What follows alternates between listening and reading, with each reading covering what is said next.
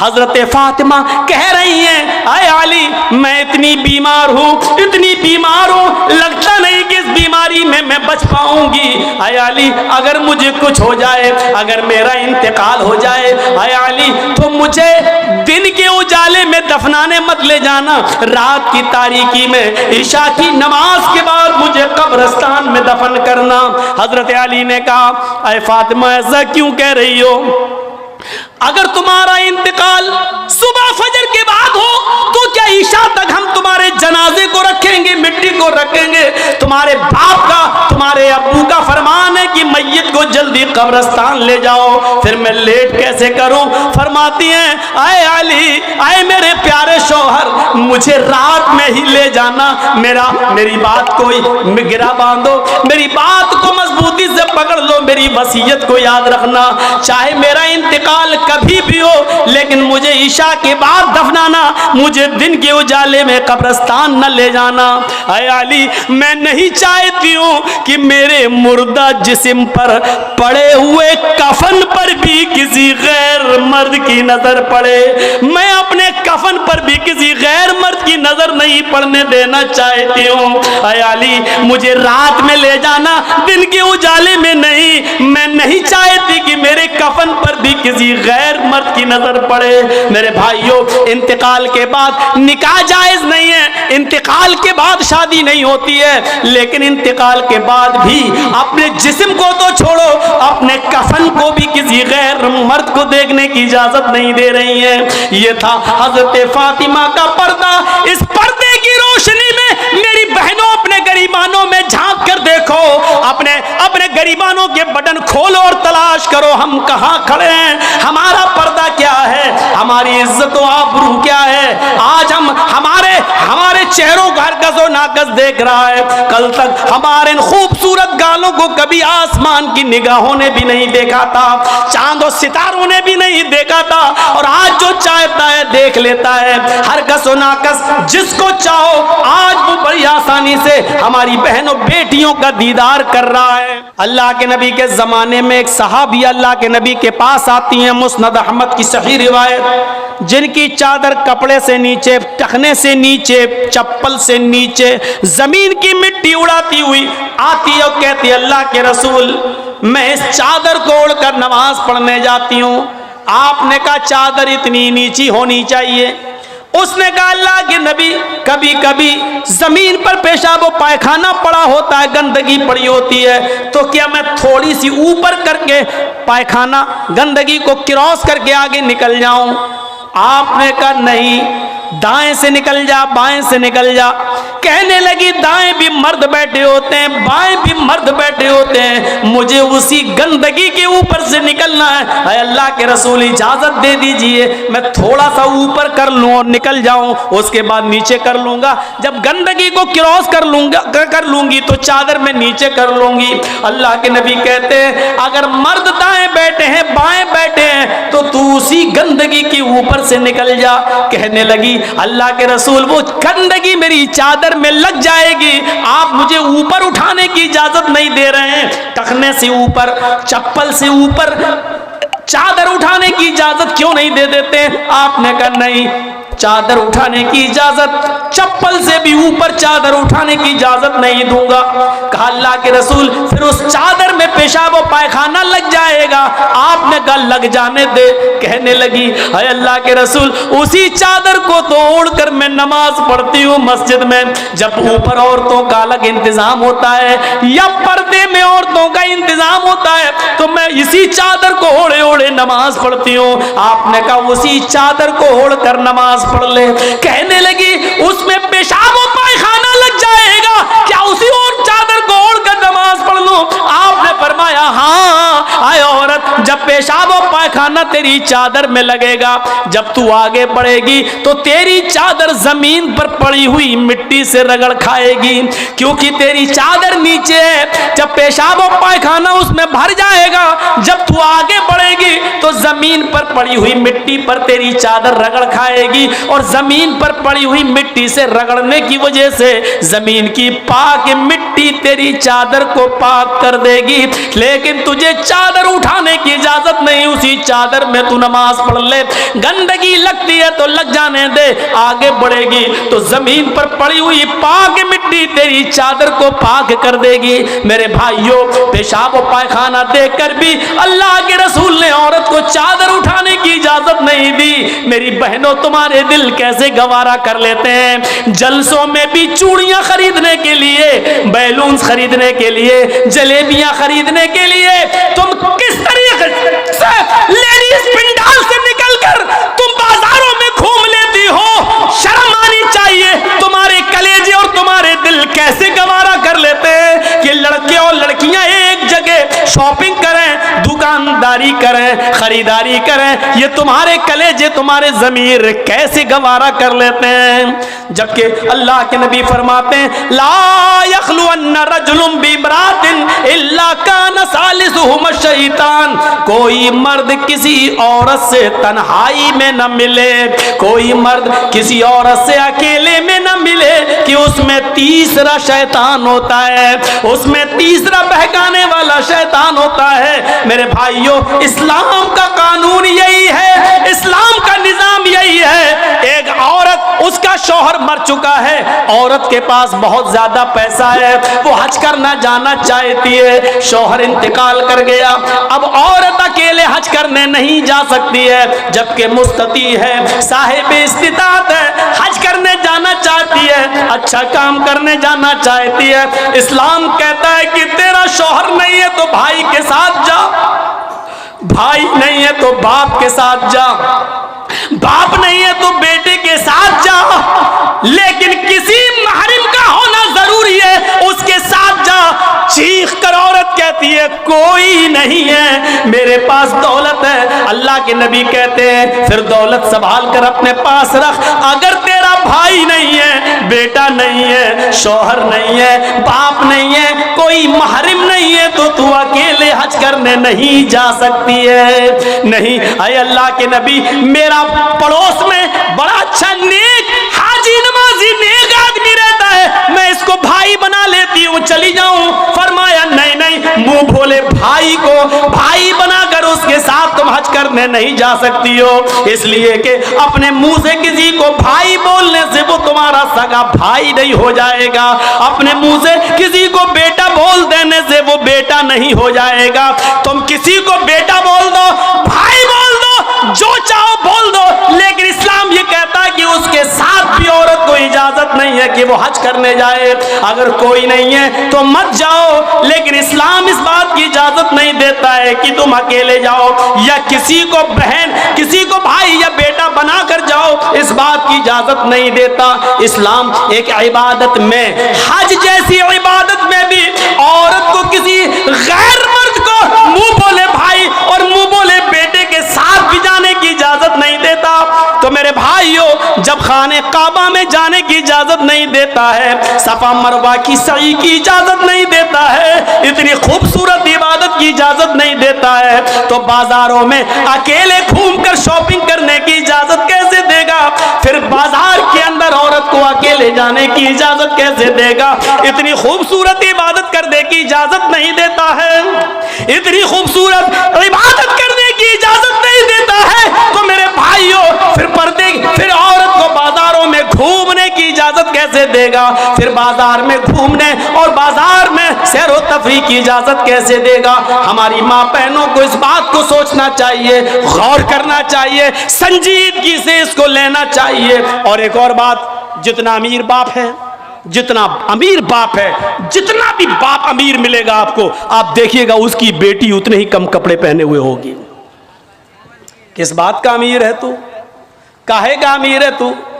अपनी बेटी को 5 मीटर का कपड़ा लाकर नहीं दे सकता है, तो काहे का अमीर है तू? कंजूस और बखील बाप। अल्लाह ताला ने इन अमीरों को ऐसी सजा दी है, ऐसी सजा दी है। कल तक ये गरीबों की लड़कियों को डांस कराया करते थे, आज अल्लाह ताला ने इन अमीरों की लड़कियों के जिस्मों से कपड़े उतार कर उनको लोगों की नजरों को दीदार करने पर मजबूर कर दिया।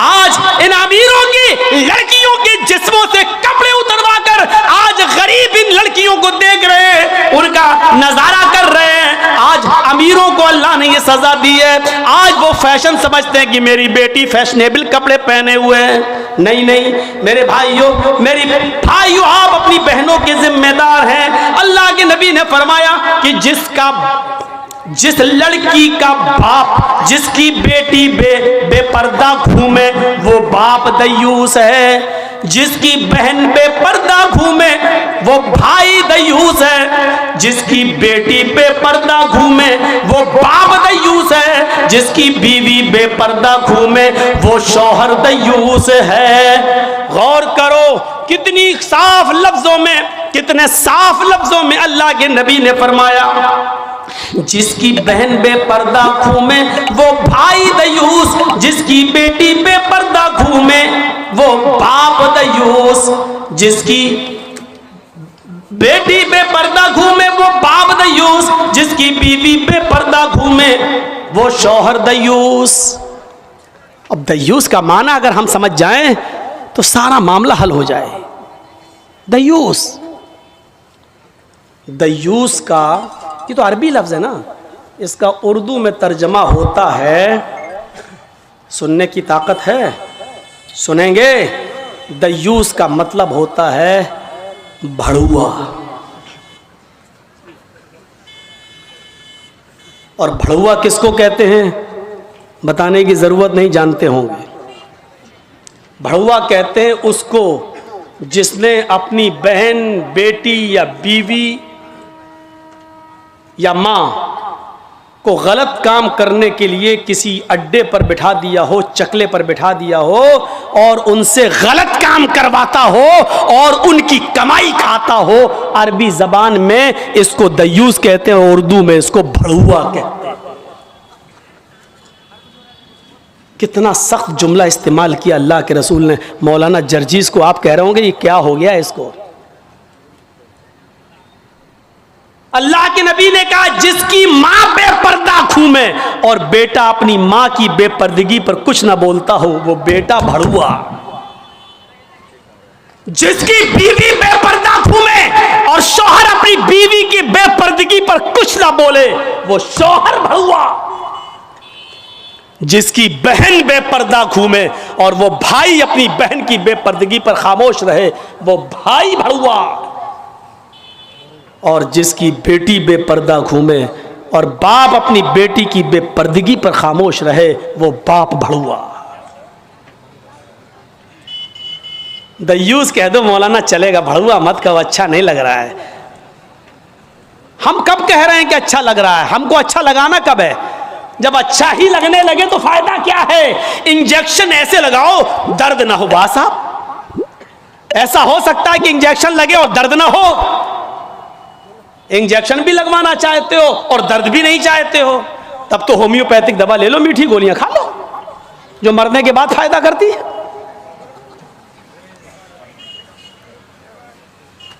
होम्योपैथिक दवा के बारे में यही मशहूर है, बहुत लेट फायदा करती है, तो हमने कह दिया मरने के बाद फायदा करती है।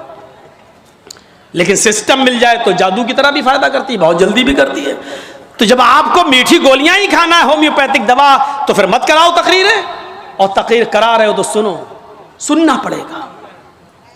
कितने लोग हैं आज जो अपनी बीवी की बेपर्दगी पर सवाल उठाते हैं? कितने ऐसे हैं जिनकी बेटियां आज बेपर्दा घूमती हैं और वो बाप अपनी बेटियों को डांटते हैं? अगर माँ बाप अपनी बेटियों को सही से जिम्मेदारी निभाने लगे तो आज एक भी लड़की के पास एंड्रॉयड मोबाइल ना हो। हमारी 18-20 साल की लड़की जिसकी शादी नहीं हुई घर पे रहती है, उसके हाथ में एंड्रॉयड मोबाइल चीख चीख के बता रहा है कि बाप की तरबियत में कमी है, बाप अपनी बेटी पर पूरा का पूरा हुक्मरान नहीं है, हाकिम नहीं है, या ये कह रहा है बेटी के हाथ में वो एंड्रॉयड मोबाइल चीख चीख के कह रहा है ये बाप ना कह रहा है, बेटी के आगे बाप की नहीं चल रही है, बाप मजबूर हो चुका है। मेरे भाइयों, अगर बाप मजबूर न होता तो बेटी के हाथ में एंड्रॉयड मोबाइल नहीं होता। क्या जरूरत है बेटी के हाथ में देने की? वो तो घर में रहती है, क्यों चलाएगी साहब? आपकी बेटी 18-20 साल की क्यों फेसबुक चलाएगी? क्यों व्हाट्सएप चलाएगी? क्यों मैसेंजर चलाएगी? और आप कैसे अपनी बेटी को फेसबुक और मैसेंजर और व्हाट्सएप चलाने के लिए ढील दे सकते हैं? कैसे? आपका ये दिल कैसे गवारा कर लेता है? आप जिम्मेदार हैं। हमारी ये बेटियां कल बच्चों की माएं बनेंगी शादी के बाद। इनको अपने बच्चों की तरबियत करना है। मां के कदमों के नीचे जन्नत बताई गई है। हालांकि ये कोई हदीस नहीं है, एक मकूला है, लेकिन बच्चे अपने मां के कदमों के नीचे जन्नत कैसे ढूंढें? ये आजकल की मां के कदमों के नीचे जन्नत है? जिसको खुद नहीं मालूम कि कदम मेरे कहां हैं, उसके कदमों के नीचे बच्चे जन्नत ढूंढेंगे? हमें सोचना है, हमें अपनी बेटियों की तरबियत करना है। इमाम अहमद इब्न हंबल अपनी मुस्नद के अंदर एक वाकया नकल करते हैं कि एक सहाबिया थी, उनके घर में एक बच्चा पैदा हुआ। एक सहाबिया थी, उनके घर में एक बच्चा पैदा हुआ। जब बच्चा पेशाब करता था तो पानी का लोटा उस बच्चे की शर्मगाह पे डाल देती थी। जैसी बच्चे ने पेशाब किया वो पानी लाती और शर्मगाह पे डाल देती। वो सहाबिया कहती हैं, मेरा बेटा जब चलने के लायक हुआ, पहला दिन था उसका चलने का, पहला दिन था मेरे बेटे के चलने का, पहला दिन था मेरा बेटा खड़े होकर जब चला, मेरे बेटे को जब पेशाब की जरूरत महसूस हुई तो उसने पानी का बर्तन देखना शुरू कर दिया। माँ कहती है कि मैं देख रही थी अपने बेटे को, जब भी वो पेशाब करता था तो मैं पानी उसकी शर्मगाह पे डाल देती थी। आज देखती हूँ मेरा बेटा चल रहा है, देखती हूँ ये क्या करता है। जब बेटा पहला दिन चलने के लायक हुआ, पहला दिन था, तो बेटे ने पानी का प्याला उठाया और दोनों हाथ से पकड़कर धीरे धीरे चला और एक कोने में जाकर बैठ गया, पेशाब किया और पेशाब करने के बाद वो पानी का प्याला अपनी शर्मगाह पे डालने लगा। उसको इस्तिंजा करना नहीं आता था, उसको धोने का तमीज भी नहीं मालूम था, उसको पता ही नहीं, लेकिन वो वैसा ही कर रहा है जैसी उसकी माँ ने उसको बताया। जैसे उसकी माँ उसके साथ कर देती थी, वो पानी का प्याला उठाकर अपनी शर्मगाह पे डाल लिया और खाली प्याला लेकर अपनी माँ के पास आ गया। माँ की आंखों में आंसू आ गए, आसमान पर नजर डालकर कहती है, फुज़ तो बिरब्बिल काबा, काबे के रब की कसम में कामयाब हो गई, अल्लाह की कसम में कामयाब हो गई। अपने बच्चे को जो सिखाना चाहती थी मेरे बच्चे ने वो सीख लिया। मैं अपने बच्चे को जो तरबियत देना चाहती थी मेरे बच्चे ने वो तरबियत हासिल कर ली। मुझे उम्मीद है कि मेरा बच्चा कभी नापाक नहीं रहेगा। मेरा बच्चा जब भी पेशाब करेगा तो पानी जरूर ले जाएगा और इस्तिंजा करेगा। उस जमाने की माएं अपने बच्चों को बचपन से ये आदतें डलवाती थी, और आजकल की माँ देख लो, अपने बच्चे का अंडरवियर नेकर उतार कर कहती बेटा यहाँ खड़े होकर पेशाब कर ले। ये माँ अपने बच्चों को क्या तरबियत देंगी? जबकि नेपोलियन ने कहा था कि mother's lap is first college for children, माँ की गोद ये बच्चे का पहला मदरसा होती है, पहली यूनिवर्सिटी माँ की गोद है। जो बच्चा अपनी माँ की गोद से तरबियत हासिल करके नहीं निकला वो किसी यूनिवर्सिटी से तरबियत हासिल नहीं कर सकता है। आज भी देख लो, किशनगंज में भी यूनिवर्सिटियां होंगी, किशनगंज में भी कॉलेज होंगे, उस कॉलेज से बीए, एमए, पीएचडी, एमबीबीएस और एमडी की डिग्री लेकर निकलने वाले बच्चों की तादाद भी बहुत होगी। लेकिन उन्हीं बच्चों को देखिए खड़े होकर सड़क के किनारे पैंट की चैन खोलकर धार मार रहे होंगे, पेशाब कर रहे होंगे। ये इन यूनिवर्सिटियों के फारिगीन स्टूडेंट हैं जो फारिग होकर निकले, जिनको एमडी करने के बाद, एमबीबीएस करने के बाद भी पेशाब करने की अकल नहीं आई है। इनसे तो बेहतर वो कुत्ता है जो कम से कम पेशाब करता है तो एक टांग तो उठा लेता है ताकि उसके ऊपर छींटे ना आए। इन्होंने यूनिवर्सिटी से पढ़ने के बाद भी ये कुत्ते से भी बदतर बनकर निकले हैं। वो यूनिवर्सिटी इनको इंसान नहीं बना सकी, वो कॉलेज उनको इंसान नहीं बना सके, वो स्कूल इनको इंसान नहीं बना सके। एमडी पीएचडी करने के बाद भी आज कुत्तों से बुरी तरह पेशाब करते हुए नजर आएंगे। कह लेने दीजिए मुझे कुत्ता, गधा, जो कुछ भी बोलता हूं मैं सब। आज मुझे इजाजत दीजिए मेरे भाइयों, कहो कि जानवरों की इजाजत मत बोलो, हम लोग इंसान हैं। कुरान ने भी जानवरों की मिसालें दी हैं। उलाइका कल अनाम बल हुम अजल, ये चौपायों की तरह हैं बल्कि उनसे भी ज्यादा गए गुजरे। कुरान ने कहा है ये चौपायों की तरह है बल्कि उनसे भी ज्यादा गए गुजरे, उनसे भी ज्यादा गए गुजरे। जब कुरान ने मिसाल दी है तो हम क्यों नहीं मिसाल दे सकते हैं? अपने बारे में सोचो, सोचो।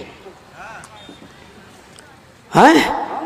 अब्दुल कादिर जिलानी बगदादी रहमतुल्लाह अलैह की तारीख कौन नहीं जानता, जिनको आज लोग बड़े पीर साहब के नाम से भी जानते हैं, जिनके नाम पर 11वीं की बिरयानी की डेग भी बनाते हैं। वो अब्दुल कादिर जिलानी जब 12 साल के थे, उनकी मां ने उनको एक काफिले के साथ भेजा था, कहा बेटे हालात कितने भी सख्त हो लेकिन झूठ कभी मत बोलना।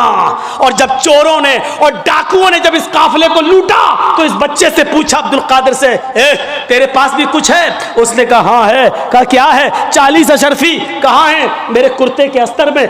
अस्तर को फाड़ के देखा तो 40 अशरफी मिली। पूछा बेटा ये तो ऐसी जगह छिपी हुई थी, किसी को पता नहीं, तूने क्यों बता दिया? लड़के ने जवाब दिया, मेरी मां ने मुझे चलते वक्त नसीहत की थी कि बेटा हालात कितने भी खराब हो लेकिन कभी झूठ मत बोलना। मैंने अपनी बात, मां की बात मानी है। चोरों का, डकैतों का, डाकुओं का असर खत्म होता है और रोने लगते हैं और कहते हैं ये बच्चा अपनी माँ की इतनी बात मानता है कि ऐसे मोड़ पर भी उसने अपनी माँ की नाफरमानी नहीं की, हम तो अपने रब की नाफरमानी कर रहे हैं। सारा सामान जो लूटा था सबको वापस कर दिया और सारे के सारे चोरों ने, डाकुओं ने तौबा कर ली। मेरे प्यारे साथियों, एक बच्चा जब अपनी माँ का फरमाबरदार बनता है और माँ की बात मानता है तो माँ की दुआ तमाम डकैतों को तौबा करने पर मजबूर कर देती है। मेरे प्यारे साथियों, ये माँ की तरबियत थी जिसने अब्दुल कादिर जिलानी को एक बुजुर्ग के रूप में पैदा किया है, एक बुजुर्ग के रूप में देखा है।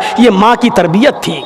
और एक उस माँ की तरबियत पर नजर डालो कि जब सुल्तान डाकू को फांसी हुई, जब सुल्तान डाकू को फांसी के तख्ते पर लटकाया गया तो उससे पूछा गया तुम्हारी आखिरी तमन्ना क्या है? उसने कहा मेरी आखिरी तमन्ना यह है कि मेरी फांसी मेरी माँ के सामने मुझे दी जाए। उसकी माँ को बुलाया गया, कहा तेरा बेटा तेरे आंखों के सामने मरना चाहता है। सुल्तान डाकू की माँ की आंखों में आंसू आ गए। पुलिस वालों ने पूछा आखिर मां के सामने तुम क्यों मरना चाहते हो?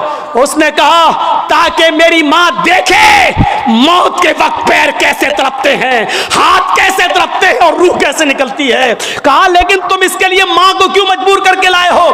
फरमाया पुलिस वालों तुम नहीं जानते हो, जब मैं 8 साल का था, 10 साल का था, मेरी मां ने मुझसे एक अंडा मंगवाया था। मैं एक दुकान पर गया था, मैं अंडा लेने गया था लेकिन एक अंडा मैंने चोरी कर लिया था दुकानदार का और मैं उसको अपनी जेब में भर लिया था। फिर मैंने उसके पैसे नहीं दिए थे, वापस आ गया। मैंने जब वो अंडा अपनी माँ को दिया और पैसे भी वापस किए, माँ ने कहा क्या हुआ, अंडे वाले ने पैसे नहीं लिए? मैंने कहा नहीं, मैं अंडा चुरा लाया हूँ। तो मेरी माँ ने मुझे थपथपाया था कि बेटा हम लोग गरीब हैं, अच्छा किया तूने ये पैसा बचा लिया, किसी और काम आएगा।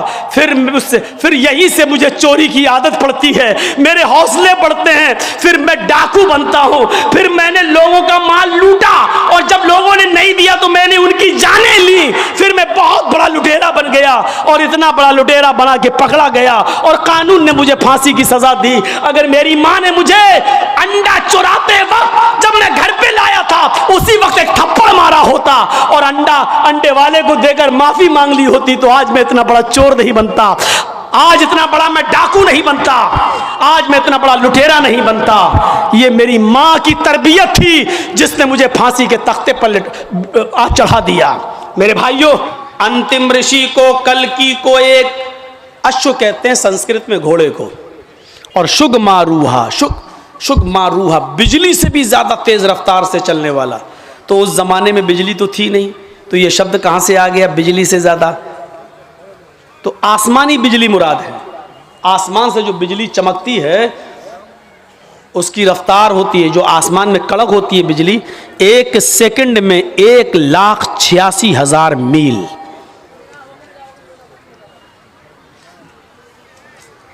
ये देखो इधर तकरीर भी सुन रहा हूं, मोबाइल वैसे ऐसे कर रहा है। ऐसा घोड़ा दिया जाएगा अंतिम ऋषि को, आखिरी नबी को ऐसा घोड़ा मिलेगा शुगमारूहा, जो बिजली से भी ज्यादा तेज रफ्तार से चलेगा, बिजली से भी ज्यादा तेज रफ्तार से। और वो घोड़ा कौन देगा? देवदत्त, देव अल्लाह ईश्वर भगवान दत्त देगा। वो घोड़ा अल्लाह की तरफ से, ईश्वर की तरफ से उसको दिया जाएगा, गॉड गिफ्ट, अल्लाह की तरफ से उसको मिलेगा। और किसको मिलेगा? उसका नाम आगे आ रहा, जगतपति। अश्वमा, एक घोड़ा दिया जाएगा, शुगमारूहा, जो बिजली से भी ज्यादा तेज स्पीड से चलेगा, देवदत्त ईश्वर की ओर से मिलेगा। जगतपति, उसको दिया जाएगा जो पूरे विश्व का, पूरी दुनिया का पति होगा, पूरी दुनिया का रक्षक होगा, पूरी दुनिया का हिफाजत करने वाला, पूरे विश्व का रक्षक। पति के माना रक्षक, पति के माना दूल्हा नहीं होता है। पति इसीलिए कहा जाता है किसी औरत के दूल्हा को, क्योंकि वो अपनी पत्नी की इज्जत और उसकी आबरू की रक्षा करता है। उसको क्या कहा जाता है? पति। ये इसका पति है। पति का मतलब रक्षक है। यानी एक मर्द ने किसी औरत से निकाह करके उसको अपनी रक्षा में ले लिया है, अब उसको हजारों गंदी नजरों से बचा लिया है, उसका वो रक्षक हो गया है, उसका वो मुहाफिज हो गया है। तो पति का माना क्या होता है? मुहाफिज। पति के माना दूल्हा नहीं होता है। अगर पति के माना दूल्हा किया जाने लगे तो बहुत गड़बड़ी पैदा हो जाएगी। सेनापति, तर्जुमा करो, क्या करोगे? पूरी सेना का दूल्हा।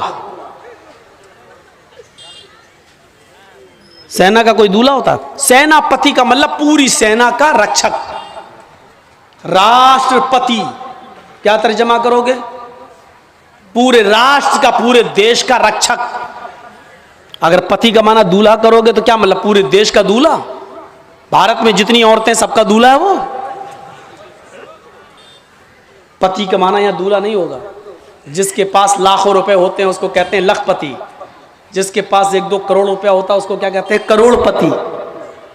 तो लखपति और करोड़पति का मतलब ये नहीं होता लाखों औरतों का दूल्हा और करोड़ों औरतों का दूल्हा, बल्कि इनका मुहाफिज, इनका रक्षक, इनका मालिक। मुहम्मदुर रसूलुल्लाह के लिए शब्द क्या इस्तेमाल हुआ? जगतपति। पूरे जगत मानी दुनिया, और पति मानी जगत मानी वर्ल्ड, जगत मानी विश्व, और पति मानी रक्षक। पूरे दुनिया का, पूरे विश्व का रक्षक।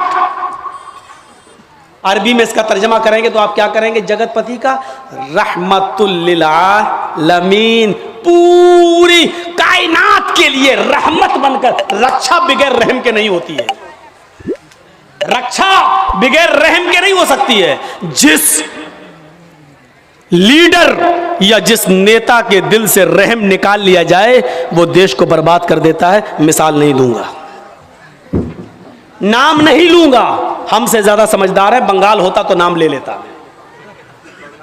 नहीं है बंगाल। मेरे भाइयों सुनिए, बोलना मुझे है, कौन बोल रहा है ये बंगाल? तुम्हारे मशवरे से बोलूंगा। तुम राजीव गांधी हो कि तुम्हारा हुक्म चलेगा मेरे ऊपर? खामोशी से सुनिए ना। ये लोग चाहते हैं मेरा चैनल चले, इसी को काट काट के दिखा देंगे।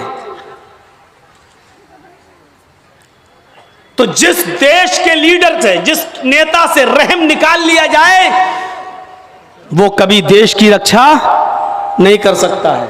हज्जाज इब्ने यूसुफ से रहम निकाल लिया गया, बर्बाद कर दिया। जगतपति, पूरे दुनिया का मुहाफिज, रहमतुल लिल आलमीन। एक घोड़ा दिया जाएगा जो बिजली से भी ज्यादा तेज रफ्तार से चलेगा। दो चीजें याद रखना, एक घोड़ा दिया जाएगा जो बिजली से भी ज्यादा तेज रफ्तार से चलेगा, ईश्वर की तरफ से वो घोड़ा मिलेगा। उसको दिया जाएगा जो पूरे विश्व का रक्षक होगा, पूरी दुनिया का मुहाफिज होगा। आसिना साधुमनम षटेश्वर्या गुणन्विता, और जिसकी जिंदगी साधुओं के मानिंद, साधुओं के समान गुजरेगी। एक एक चीज पर अभी मैं बोलूंगा। साधु, आसिना साधुमनम, साधुओं की तरह वो अपनी जिंदगी गुजारेगा। षटेश्वर्य गुणन्विता, और उस जगतपति के अंदर 8 खूबियां पाई जाएंगी, 8 गुण उसके अंदर पाए जाएंगे, 8 खूबियां उसके अंदर भरी होंगी। वो 8 खूबियां क्या हैं? अष्टो गुणा। वो 8 खूबियों के नाम गिनाए। अल्पभाषी, वो बहुत कम बोलने वाला होगा। इन 8 चीजों को याद रख लीजिएगा। अल्पभाषी, वो कम बोलेगा, पहली चीज। बहुभाषी, भविष्य की, मुस्तकबिल की, फ्यूचर की बातें बताएगा। ज्ञानी, पढ़ा लिखा, ज्ञानी, बहुत ज्यादा इल्म वाला होगा। अभी इसकी तशरीह करूंगा। श्रुतु ज्ञानी, चौथी खूबी, ये इल्म उसको सुनकर मिलेगा, यानी उसने किसी उस्ताद से पढ़ा नहीं होगा। श्रुतु ज्ञानी, ये इल्म उसने सुनकर हासिल किया होगा। श्रुतु ज्ञानी, सुनकर। 4 चीजें हो गई। पहली चीज अल्पभाषी, कम बोलेगा। 4 याद रखना। हम किसी को भी खड़ा करके पूछ सकते हैं, और जिसकी गर्दन नीचे होगी उसी को सबसे पहले खड़ा करेंगे हम। 4 चीजें पहले याद कर लो। कम बोलने वाला होगा, 1। फ्यूचर की, मुस्तकबिल की बातें बताएगा, 2। ज्ञानी, बहुत बड़ा जानकार होगा, 3। श्रुतु ज्ञान